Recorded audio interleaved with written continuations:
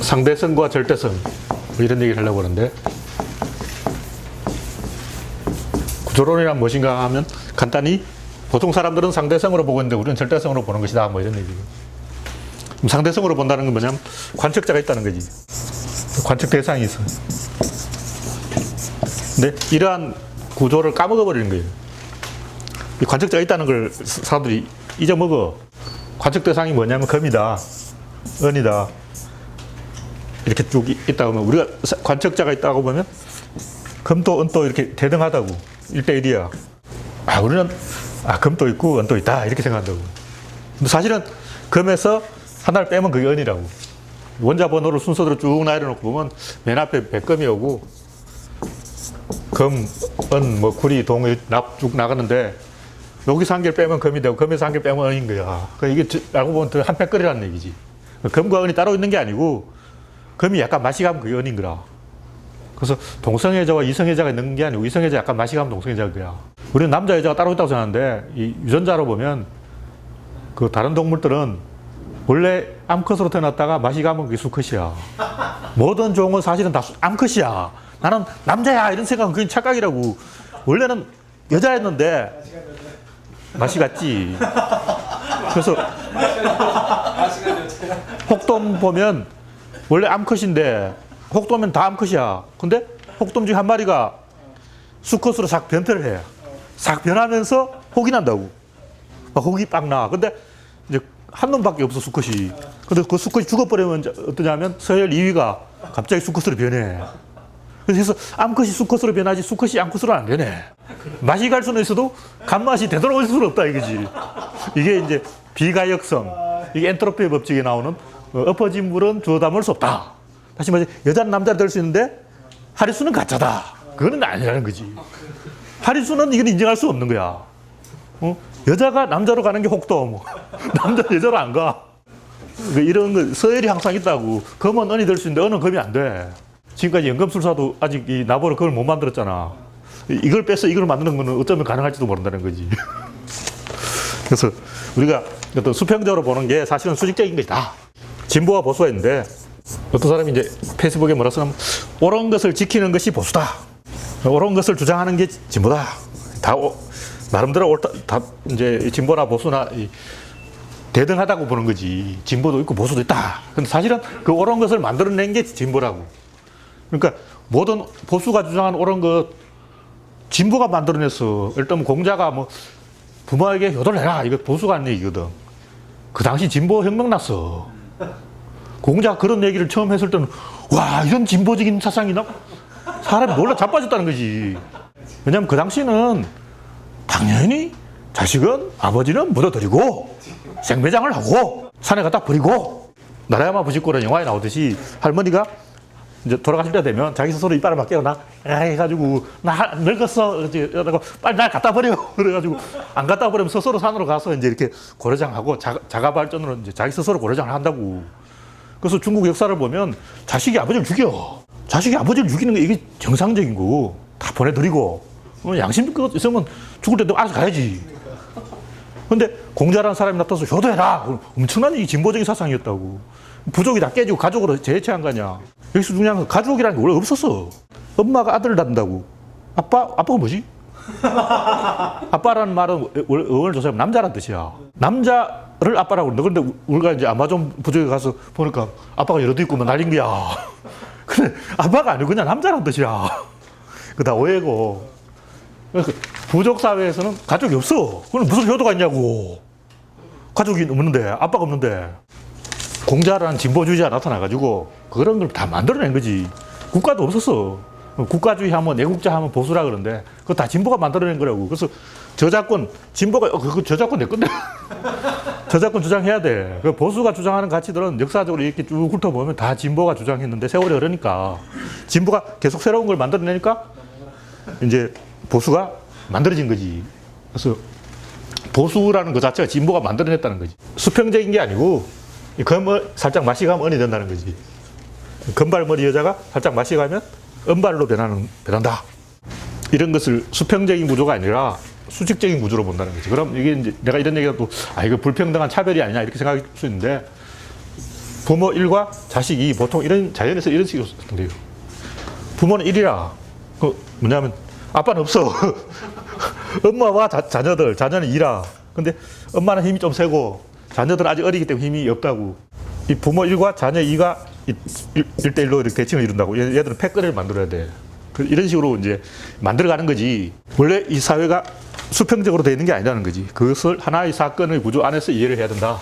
이 백금과 금과 은, 구리, 납 쭉 있는 것 전체를 한 개의 어떤 과정으로 이해를 하는 것이 절대성의 관점이다. 절대성의 관점에서 보면 우리가 하면 예술이고 일백하면 예술이고 다 답이 나오는 거라고.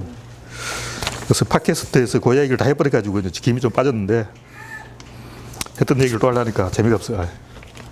그래서 이 절대성의 관점을 획득하는 것이 진보다. 좀 해놓고 이런 것을 이제 이 양자 이론과 연관시키려고 내가 요즘 노력을 많이 하고 있어요. 입자와 파동, 이 플러스 마이너스로 본다고. 플러스 꼬박이 플러스는 플러스다. 플러스는 뭐냐면 진보다. 마이너스는 뭐냐면 보수다. 그래서 진보와 진보가 곱하면 진보가 된다. 진보하고 보수가 손잡으면 그게 보수다. 진보를 보수하고 손잡으면 안 돼. 보수하고 진보가 손잡아도 그것도 보수다. 근데 보수하고 손잡으면 여기 조금 이제 복잡해져. 그냥 그렇게 생각하면 안 되고 조금 복잡해. 여기서 말하는 보수는 좀 그게 아니고 빛의 어둠은 어둠이다. 어둠의 빛은 이것도 어둠이야. 어두운데 빛이 약간 있으면 그것도 어둠이라는 거지. 빛의 빛은 빛이다. 어둠을 꼬박이 어둠은 빛이라는 거지. 어둠 꼬박이 어둠이 왜 빛이냐? 어둡다는 말은 말기가 어둡다. 또는 눈이 어둡다. 눈이 멀었으면 그것도 어둡다는 표현이거든. 알아듣는 게 지식이 어둡다. 글자를 모르는 것도 어둡다 그러거든. 어둡다는 말은 꼭 그 빛에 대해서만 쓰는 게 아니고 마이너스라는 의미로 많이 쓴다고. 어두운 것을 어둡게 해버리면 그것이 빛이라는 거지. 그래서 이런 것을 어떤 만화에 내가 게시판에 썼는데 누구 만화더라? 타짜 김세영 작가 만화인데 옛날 허영만이가 자기가 타짜 그렸다고 빡빡우겠지만 사실은 그 김세영 작가의 시나리오다. 그림은 다른 사람이 그렸는데 김세영 작가의 만화에 참말의 반대말은 거짓말이다. 거짓말의 반대는 또 다른 거짓말이다. 이게 내가 옛날부터 생각했던 거라고. 이 명답이야. 참의 반대는 거짓인데 거짓의 반대는 참이 아니야. 거짓의 반대는 어둠의 반대는 어둠이라는, 또 다른 어둠이라는 거지. 이게 굉장히 중요한 얘기인데, 근데 이게 하나의 그 말장난이 아니고 이런 비슷한 게 굉장히 많아. 이게 진보 보수에도 해당되고, 찬성을 반대하면 반대, 반대를 찬성하면 그것도 반대, 반대를 반대하면 찬성, 찬성을 찬성하면 찬성. 이걸 봐도 그렇다고. 스위치가 있다면 스위치를 켜기를 끄면 끄기. 근데 스위치 끄기를 켜면 그것도 끄기야. 스위치 끄기를 켜면 그거 끄기라고. 끄기를 끄면 그것도 켜기야. 하도 헷갈리는데 켜기를 켜면 그것도 켜기야. 그래서 이제 옛날에 파스칼이 그랬다나, 나한테 3만 프랑의 빚이 있는데 다시 거기다 3만 프랑의 빚을 곱하면 어째서 9만 프랑의 막대한 재산이 생기냐. 있을 수 없다 그러는데 있을 수 있는 얘기라고. 곰곰이 생각해 봐야 되는데, 마이너스라는 것은 방향을 바꾸는 거라고. 삶의 죽음은 죽음이다. 죽음의 삶은 그것도 죽음이다. 죽음의 죽음은 삶이다. 죽음을 죽이니까 삶이지. 여러 가지 상황에 이렇게 쭉 놓아보면 이게 다 맞는 얘기라. 이걸 입자와 파동의 관계로 보는 거지. 여기서부터 이제 김동렬이 굉장히 무모한 주장, 진짜 과학자 들으면 열받아서 저 새끼 뭐야 이런 얘기할 그런 주장을 내가 위험한 주장을 하는 거야. 입자 꼬박이 입자는 입자다. 입자 꼬박이 파동은 파동이다. 파동 꼬박이 파동은 입자다. 이런 주장을 하고 있는 거라고. 그래서 이 입자와 파동은 지금까지는 어떤 대등한 개념, 둘이 공존할 수 없다고 생각했는데, 이 아인슈타인은 입자와 파동이 공존할 수 있다고 생각했는데, 근데 금과 은은 공존할 수 있어. 왜냐면 금광에 가면 항상 은이 있어. 금광에 가보라고. 금광의 부산물로 은이 나오는 거야. 금광은 반드시 은광을 겸하고 있다니까. 순수한 은광은 없어. 금을 캐다가 이제 물때 나오는 게 은이라고. 금을 약간 이렇게 맛이 가버리면 그게 은이라는 거지. 입자라는 게 뭐냐? 작용에 대해서 반작용을 하면 그게 입자라는 거지. 입자가 있는데 입자 내부에 축이 있어. 파동은 뭐냐면 내부에 축이 없어. 여기 축이 있을락 말락 하는 게 파동인데 여기 입자고 여기 축이 있으려면 여기 또 하나 뭐 있어야 돼. 근데 여기 아직 없어. 여기 있으려면 어떤 시간이 걸려야 된다는 거지. 사건이 생겨야 돼. 근데 이게 이제 파동이라는 거지. 이게 뭐냐면 작용 반작용 멈춰서 이렇게 팍 때렸을 때 그러니까 입자는 내가 이렇게 딱 때리면 지도 팍 때려. 팍 때리면 내가 때린 만큼 때리는 거야. 근데 이제 이 파동은 상당히 헷갈리지. 파동은 움직이기 때문에 때리려면 저까지 가버려. 때리려고 하는데 뭐 저기 갔어. 상당히 곤란한 거야. 근데 이제 여기서 중요한 것은 때리려는데 헛때렸다. 이 상당히 골치 아픈 거야. 때렸는데 안 맞아. 옛날 그 궁도 활 쏘기 할 때 국궁을 이 헛화를 쏘는 수가 있거든. 그러니까 화살을 안 매기고 그냥 괜히 땡기다가 놔부는 거야. 그럼 활이 부러져. 수명이 짧아진다는 거지. 절대 빈 활을 당기면 안 돼. 활을 쏠 때는 반드시 화살을 매겨야 된다. 괜히 빈 활을 당기면 부러져. 여기 뭔가 있어가지고 이놈 때려야 되는데 이거 없으면 이 헛방을 치면 자기를 때린다는 거지. 때리는 거야. 근데 이걸 탁 치면 간다고. 탁 치면 가잖아. 근데 탁 치면 헛방을 때리면 이렇게 팽 돌아서 자기를 친다니까. 이렇게 싹 때렸는데 여기 탁 쳐버린 거야. 이게 이제 입자의 어떤 딜레마인데. 근데 파동은 어쩌면 확 때렸는데 대치가 안 되는 거지. 요 차이라는 거지. 그래서 입자와 파동이 완전히 어떤 다른 존재가 아니고, 게시판에 내가 사설로 이렇게 해놨는데 떨어져 있을 수도 있어. 근데 이 사설 한 개는 입자라는 거지. 요 사이는 뭐냐? 요 사이가 파동이라는 거지. 근데 요 사이가 떨어져 있어. 이렇게 이걸 확 밀어서 이걸 둘이 충돌하면, 이렇게 충돌하는 순간 요 안에 축이 생겨서 입자가 만들어진다는 거지. 근데 이 상태가 유지가 되지 않아. 왜냐하면 입자가 만들어졌다고 야 입자다 하는 순간 요 축이 여기로 이동을 해버려요. 그래서 이 파동이 성립하는 순간 사라져버려요. 그래서 관측하는 순간 파동이 사라져버리는 거지. 파동은 우리는 입자와 파동이 다르다고 생각하는데 사실은 입자가 파동이라는 거지. 근데 파동은 그것을 관측하는 순간 입자의 성질을 잃어버려요. 그래서 우리가 이제 파도를 칠 때 이렇게 됐다고 생각하는데 이건 다 거짓말이고, 파동을 실제로 그 관찰을 해보면 동심원을 이렇게 그리고 있는데 사실은 여기 굉장히 많은 동그라미 집합이라는 거지. 굉장히 많은 이 동그라미들이 있어. 요 하나하나가 다 입자라는 거지. 그러니까 파동이라는 것은 순간적으로 입자를 만든다는 거지. 보통은 여기서 에너지가 딱 들어가면 이놈 때리면 이놈도 이놈 같이 때린다고. 이게 입자라는 거지. 근데 파동은 없어. 없으면 어떻게 되냐면 때리려고 없는 거야. 그럼 예를 들면 내가 이제 이걸 가지고 탁 때렸어. 근데 받아주려면 없는 거야.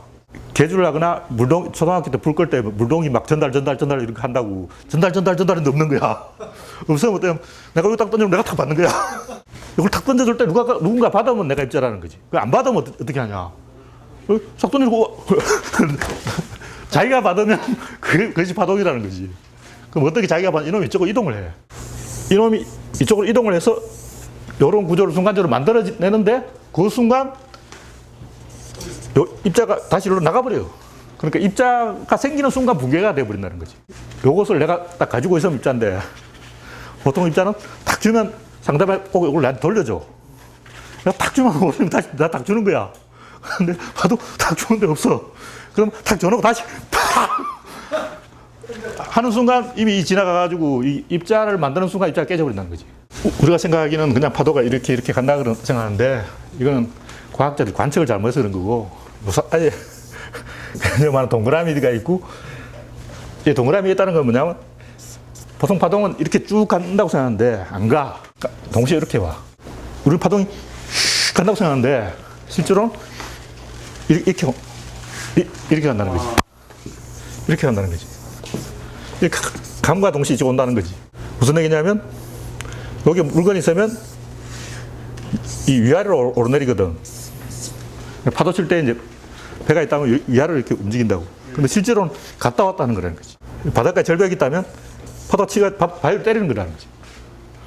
그래서 여기 가야 되는데 왜 안 가냐 하면 실제로는 이렇게 흔들려. 파동이 칠 때 배는 이 위아래로 움직이지만 실제로는 이렇게 한 바퀴를 돈다는 거지. 보통 이제 배가 이렇게 있다면 윗부분이 이렇게 가면 윗부분이 이렇게 간다고. 이게 이렇게 갔다가 다시 이렇게 오는 거예요. 그러므로 결국은 제자리 걸음이라는 거지. 파동은 그냥 쭉 간다는 것은 우리 생각이고, 그건 겉에서 이렇게 보니까 그런 거고, 실제로는 가면서 동시에 와. 계속 이런 구조를 입자를 만들어낸다는 거지. 근데 입자를 만들어 놓고 자기가 깨버려요. 입자하고 파동은 원래 같은 것이고, 그럼 뭐가 다르냐? 입자는 항상 입자라. 근데 파동은 자기가 축이 안에 있어야 되는데, 이걸 줘놓고 다시 이렇게 이동해서 받은 뭘 받는 순간 다시 이 밖을 나가버려요. 그래서 계속 이렇게 가면서 자기를 만들었다가 깼다가 하는데 요 사이에 시간이 걸린다는 거지. 파동은 입자를 만드는데 시간이 걸린다. 보통 우리가 말하는 입자는 시간이 필요 없어. 그냥 공간에 있는 거라. 근데 파동은 반드시 시간이 걸린다는 거지. 보통 우리가 입자라고 생각하는 것도 사실을 엄밀하게 관찰을 해보면 이거하고 똑같다는 거지. 단지 이제 주로 우리가 관측하는 파동은 그 바다라든가 뭐 이렇게 막 퍼져 있어. 그러니까 매개가 있고 매질이 있고, 이 매질이 있는 상태에서 그 매질을 통과하는데, 이 양자 세계에서 파동은 뭐 초권 이론 뭐 이런 다양한 이야기가 나오기 때문에 정확하게는 알 수 없지만, 우리가 생각하는 그런 매질이 아니고 사설 구조라든가 어떤 여러 가지 구조를 만들면서, 나는 시간 단위 1, 공간 단위 1 이런 말 표현을 쓰는데, 최소의 시간과 공간의 단위가 있어서 그 안에서 1을 성립시킨다. 입자는 그냥 위치가 있어서 여기 관측할 수 있다고 생각하는데, 전자는 이제 양성자는 관측이 돼. 핵은 관측이 되는데 핵주위를 도는 전자는 관측이 안 된다는 거지. 근데 사실은 이 양성자도 관측이 안 된다고 보는 거지, 나는. 단지 이 관측하기 쉽다는 거지. 이것도 또다시 쪼개보면, 더 작은 걸로 또 분할해보면 또 뭔가 애매한 게 나온다. 그래서 이거는 관측 방법의 문제고, 이거는 좀 질량이 크고, 이거는 질량이 거의 없기 때문에 결과적으로 그렇다는 거지. 이 양성자나 핵도 시간이 걸린다는 거지. 완전히 시간이 없이 공간에 그냥 있다, 이런 것은 우주 안에 없다고 봐. 우주 안의 모든 존재, 물질은 시공간의 흐름 속에서 상호작용을 하고 있다. 계속 이걸 하고 있는 거야. 계속 이러고 있어. 그냥 이렇게 가만히 있는 건 없고 계속 막 이러고 있다는 거지. 이 파동과 입자가 어떤 대등한 A와 B가 아니고, A의 시간을 태우면 어떤 변화가 일어날 때, 어떤 사건을 일으킬 때 파동이 된다, 이렇게 보고, 그래서 입자도 그 내부에서 자기 스스로 파동을 만들고 있다고 보는 거예요. 파동은 보통은 이렇게 움직이는 것만 파동이 있어. 근데 파동은 그냥 스르르 가는 건 파동이 아니야. 이렇게 가는 게 파동이라고. 파도처럼 그냥 스르르 가는 건 파동이 아니라고. 가는 게 파동이 아니고 이게 파동이야. 근데 입자들도 가만히 이러고 있어. 우리가 보기에는 가만히 있는 것처럼 그렇게 보이는데, 자세히 현미경으로 보면 계속 이러고 있는 거야. 그래서 입자 파동은 같은 것이고, 단지 우리가 자연에서 관측하는 파동이 다를 뿐이다. 그 예술이냐 외설이냐, 우리가 하면 예술이고 일베가 하면 외설이다. 이것도 이런 이걸 하나의 그 수평적인 어떤 두 개로 보는 게 아니라 하나의 연속적인 과정, 기성정결로 보는 거지. 그래서 항상 보면 진보가 앞에 가야 돼. 진보가 보수를 만들어낸다고. 우리가 일베를 만들어낸 거야. 그러니까 저작권이 우리한테 있어. 그러니까 걔들 까불면 안 되지. 왜냐면 훔쳤잖아. 사이트도 훔쳤대. 다 훔친 거 아니야. 최근에 어떤 그 한겨레인가 경향인가 보면 낙곰수가 일베를 만들었다, 이런 식으로 나온 거야. 낙곰수도 나쁘고 일베도 나쁘다, 이런 식으로 양비론을 구사하고 있더라고. 홧김에 제목만 보고 내용은 안 봤는데, 그런 거 보면 우라통이 터졌어. 낙곰수가 일베 현상을 만들었다고 하면 저작권이 낙곰수한테 있잖아. 그럼 낙곰수가 야 너희들은 저작권을 침범했으니까 닫아. 사이트 닫아 이렇게 하면 음악기주하고 닫아야지. 원래 일베라는 게 그 DC 인사이드에서 그 훔쳐온 거라고 베스트를. 표절이나 복제품은 원본에 저작권이 있기 때문에 원본이 너희들은 닫아 이러면 닫아야 돼. 유재순이 전용욱한테 넌 닫아 하면 전용욱이 닫아야지. 보수의 저작권 진보한테 있다는 거지. 근데 진보가 보수 저작권을 양보해버려. 그냥 그래 너는 보수야 이러고 인정을 해버린 거야. 그러면 안 된다는 거야. 보수도 가끔 옳은 주장을 하고 하는 게 있는데 그것이 원래는 진보에서 나왔다는 거지. 청계천도 원래 진보 쪽의 아이디어야. 이명박이가 청계천 그거 다 내가 해끌려고 그러거든. 아이디어가 진보 쪽에서 나왔으면 아이디어 있는 쪽에서 내야 되는 거야. 근데 박정희가 우리나라 다 지가 했다는 거야. 그 공사를 누가 했냐고. 너가 다 한 사람 노동자들이 한 거 아니야. 그건 박정희가 했다 그러고 저작권 인정해 주는 거야. 청계천은 왜 저작권 인정 안 해줘. 이건 속임수지. 파동과 입자의 관계로 보면 입자가 먼저고 파동이 나중이지. 입자 형님이야. 예술이 형님이고 예술은 복제품이고 진보가 형님이고 보수는 동생이다. 보수는 진보 안에 있을 때만 의미가 있다는 거지. 보수가 진보를 적대하는 순간 자기 부정이 돼. 일단 아들이 아버지를 부정하는 순간 자기도 부정되는 거야. 보수가 진보를 부정하는 것은 자식이 부모를 부정하는 것이고 일베가 오유를 비판하는 것은 자가당착이다. 이런 얘기, 수평적으로 보면 안 되고 하나의 어떤 구조로 봐야 된다. 이거 게시판에 또 하나 넣는 게 이걸 양자적인 관점에서 표준 모형, 그러니까 자발적 대칭성 깨짐, 뭐 이런 얘기로 쓰는데 상부 구조가 진보라고, 하부 구조가 보수라는 거지. 이게 무슨 얘기냐면 보수가 뭔가를 하면 그것은 진보에 기여한다는 거지. 역사적으로 보면 보수도 좋은 걸 한 게 많은데, 예를 들면 박정희가 경제를 발전시켰다. 그 결과가 민주화가 됐잖아. 근데 그 저작권은 진보한테 있다는 거지. 보수가 했지만 산업화의 그 공도 인정해달라. 그건 진보가 인정해야 되는 거야. 왜냐하면 저작권 진보한테 있거든. 이 하부 구조에서의 대칭성 깨지면 그 비대칭 현상을 만들어낸다. 뭐 이런, 이건 뭐 복잡하게 얘기할 거 없고, 우리가 균형을 맞추기 위한 행동이 오히려 불균형이 된다. 일단은 일베도 예술이다.